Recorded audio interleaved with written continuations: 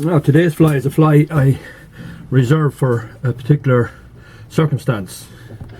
On a day when trout are rising and you can't get any response with your traditional dry fly patterns, this often saves the day. It has to be tied in small sizes, and in this case I'm going to tie it on a size 18. This is a size 18 hook here, and I'm going to use yellow tine silk here. You can vary the colours and the material, the body material, basically to suit your own preference. So start by tying in the tine silk, move back along the hook roughly to halfways. I'm going to tie in my winging material, which is a bunch of CDC feathers. A couple of turns around and then tighten down. Now I'm going to cut the waist off here, but I don't cut it straight across like that. I cut it at an angle like this. The reason for that is that when you cut it at an angle, it'll give a tapered effect as you bring your tine silk back along the hook, as opposed to a lump if you were to cut it straight across. Now my tail is going to be a few hackle fibres, but what I want to do with the hackle fibres is I want them to splay out to create basically a fan tail, which will give the fly more stability. So to create that, what I do is right at that point there, I put a few turns of tine silk on top of each other, thereby creating just a little hump of tine silk. And then I get my tailing material, which is a few feather fibres from a grizzle hackle, and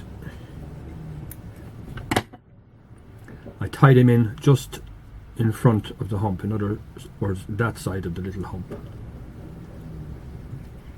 And when I tie just in front of that, the hump will have the effect of splaying, will splay out the hackle fibres into a fan effect, and as I said, it gives the fly more stability on the water. Now I'm pushing back up here towards my winging material, and I'm creating the body with the tine silk.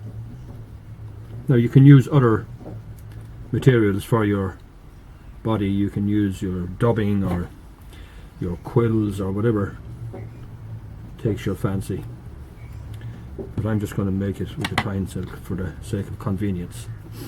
When I reach that point,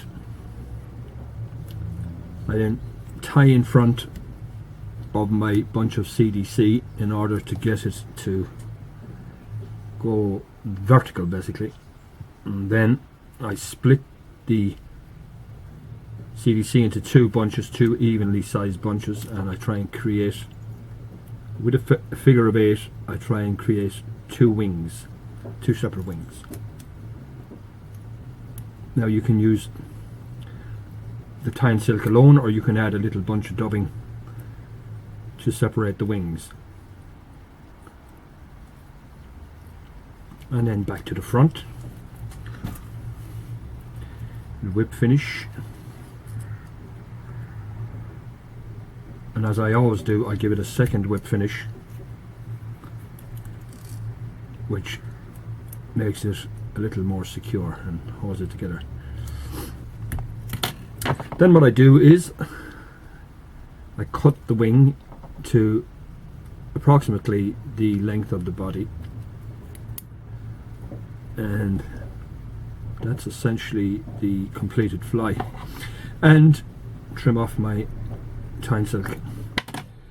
The one downfall with this fly is the CDC feather. When it gets wet, unfortunately it's very difficult to dry it out again, so it's a kind of a one-off fly. It'll do for one or possibly two fish, and then you'll have to put on another one, but always a good idea to have a couple of these in your fly box.